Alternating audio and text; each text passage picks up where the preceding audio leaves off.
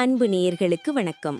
அருணகிரிநாதர் பெருமான் தன் அனுபவ முத்திரையாக வழங்கிய கந்தர் அலங்காரத்தில் நம் மனதின் போராட்டங்களையும் முருகனின் கருணையையும் இணைக்கும் ஒரு உன்னத பாடலை பற்றி இன்று நாம் சிந்திக்கப் போகிறோம். வாருங்கள், சண்முகனின் திருவருளில் திளைப்போம்.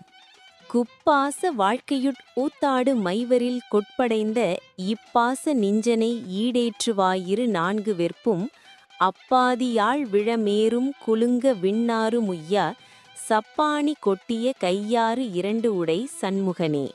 இந்த பாடலின் தொடக்கமே நம் வாழ்க்கையின் யதார்த்தத்தை சொல்கிறது. குப்பாச வாழ்க்கை என்றால் அழுக்கும் ஆசையும் நிறைந்த வாழ்வு.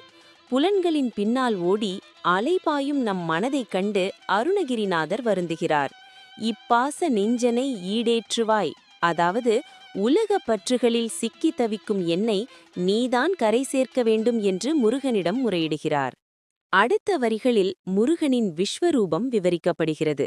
சூரசம்ஹாரத்தின் போது 8 குல பர்வதங்களும் பாதியாக பிளந்து விழவும், மகா மேருமலையை நிலைகுலையவும், தேவர்கள் உய்யும்படியாகவும் போர் புரிந்தவன் நம் வீரன்.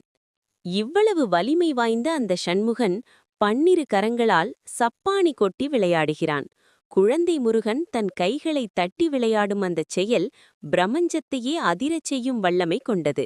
அண்ட சராசரங்களையும் ஆட்டிப்படைக்கும் இறைவன் பக்தனுக்காக குழந்தையாகி அருள் பாலிக்கிறான்.